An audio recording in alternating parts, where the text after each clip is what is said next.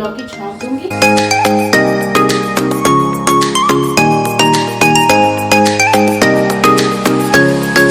नवरात्रि के 5वें दिन की आप सभी को ढेर सारी शुभकामनाएं।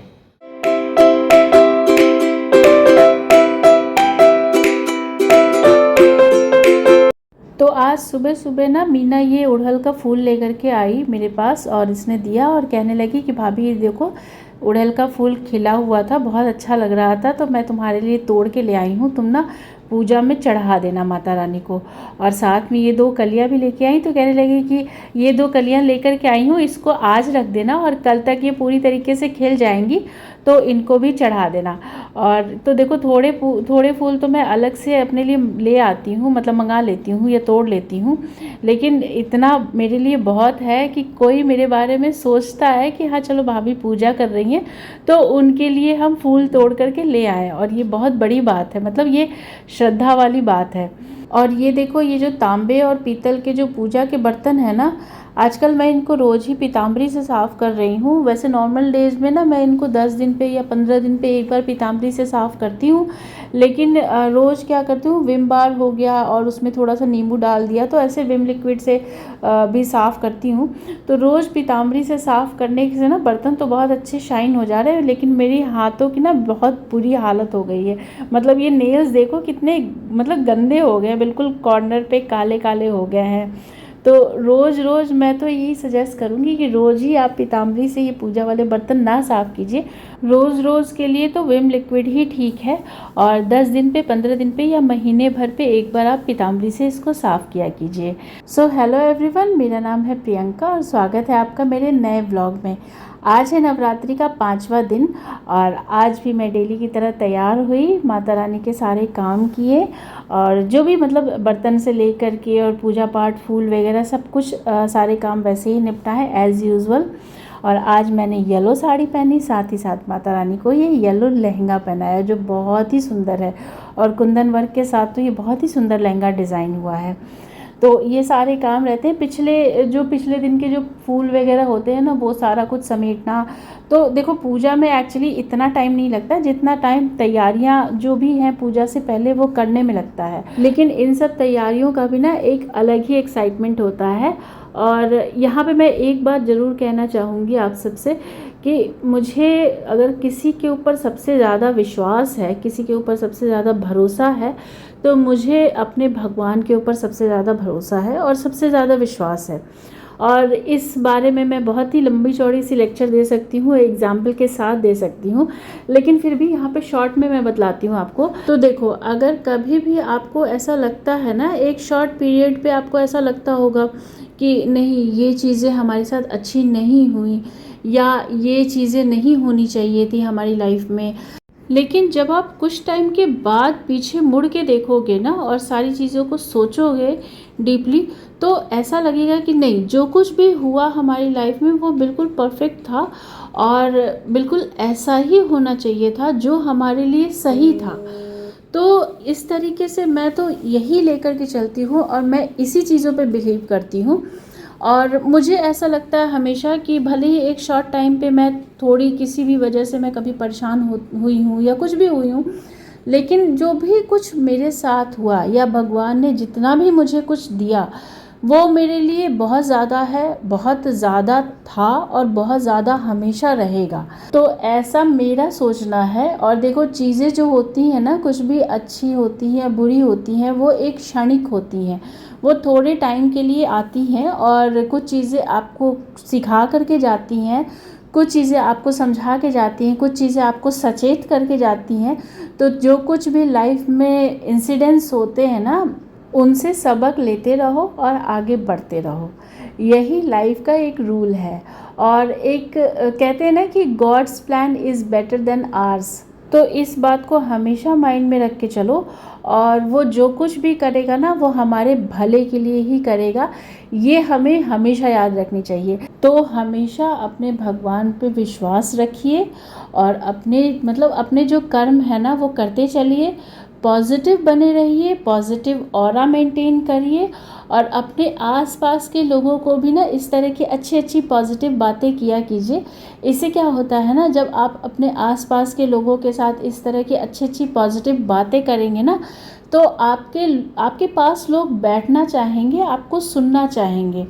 तो इस तरह की बातें आप हमेशा करिए। अपना एक ऑरा जो होता है ना, वो हमेशा मेंटेन रखिए और हंसते रहिए, मुस्कुराते रहिए। लाइफ बहुत अनप्रिडिक्टेबल है, इसीलिए हमें हर पल बहुत अच्छे से जीना चाहिए और भगवान ने हमें जो दिया है, जितना दिया है, उसमें हमें खुश रहना चाहिए। और आज है नवरात्रि का 5वां दिन। तो देखो मैंने येलो साड़ी पहन रखी है और अब मैं जा रही हूँ माता रानी का भोग प्रसाद बनाने। तो आज के भोग प्रसाद में मैं बनाऊंगी लौकी की सब्जी और कुट्टू के आटे की पूड़ी, और मीठे में बनाऊंगी मैं मखाने की खीर।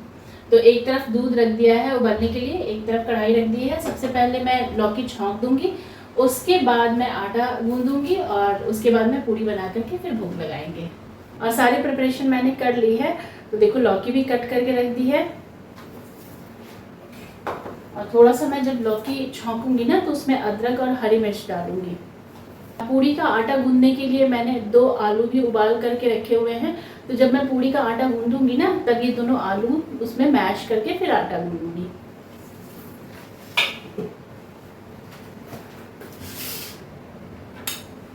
तो चलो अब करते हैं गैस ऑन।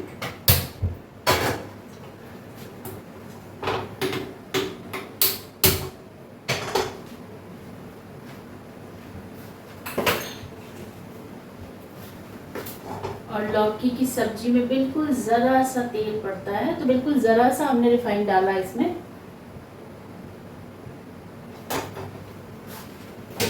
और थोड़ा सा जीरे का तड़का लगाएंगे, थोड़ा सा अदरक और थोड़ी सी हरी मिर्च।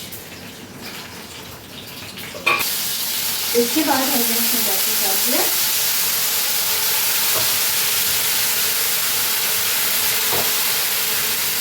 को पकने के लिए ढक के छोड़ देंगे।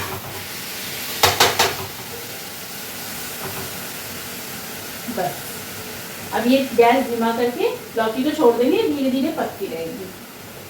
और जब तक देखो इधर दूध भी उबल गया है, तो पहले मुझे क्या करना है, पहले मैं मखाने को ना हल्का सा रोस्ट कर लूंगी।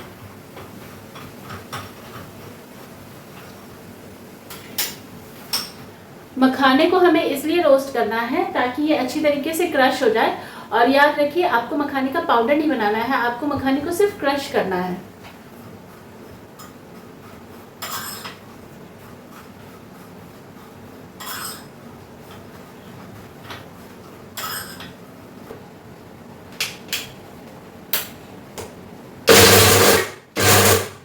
ये ना मैंने मखाने को सिर्फ क्रश किया है।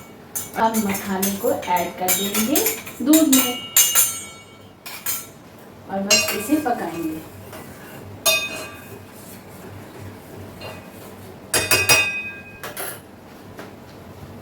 और जब मखाना थोड़ा सा पक जाए ना दूध में, इसके बाद हम इसमें चीनी ऐड करेंगे और ड्राई फ्रूट्स ऐड करेंगे और बस रेडी हो गई मखाने की खीर। है ना कितनी सिंपल। तो पूरी के लिए मैंने लिया है थोड़ा सा कुट्टू का आटा, थोड़ा सा सिंगाड़े का आटा भी मिक्स करूंगी। इसमें हम आलू मैश करके डालेंगे।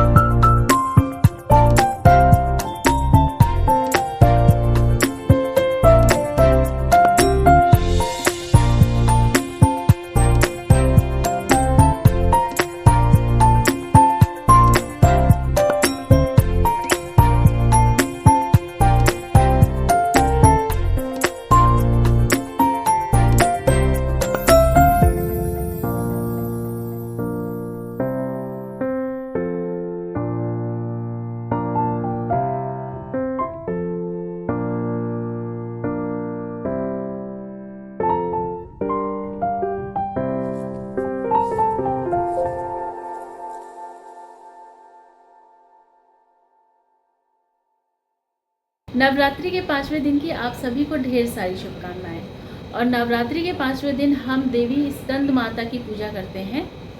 देवी स्कंद माता माँ दुर्गे का 5वां स्वरूप है और कहते हैं कि देवी स्कंद माता की पूजा अर्चना करने से संतान प्राप्ति का योग बनता है और साथ ही साथ हमारे बच्चे दीर्घायु होते हैं। और आज के दिन हम पीला पहनते हैं, तो पीला वस्त्र हमारे जीवन में खुशी और पॉजिटिव एनर्जी लाता है। तो अपने वार्डरोब को फुल करिए येलो ड्रेसेस से और खूब सारे येलो ड्रेसेस पहनिए। आपकी लाइफ हमेशा हैप्पीनेस और पॉजिटिव एनर्जी से फुल रहे। इसी के साथ मैं आज का ये व्लॉग एंड करती हूँ। जय माता दी।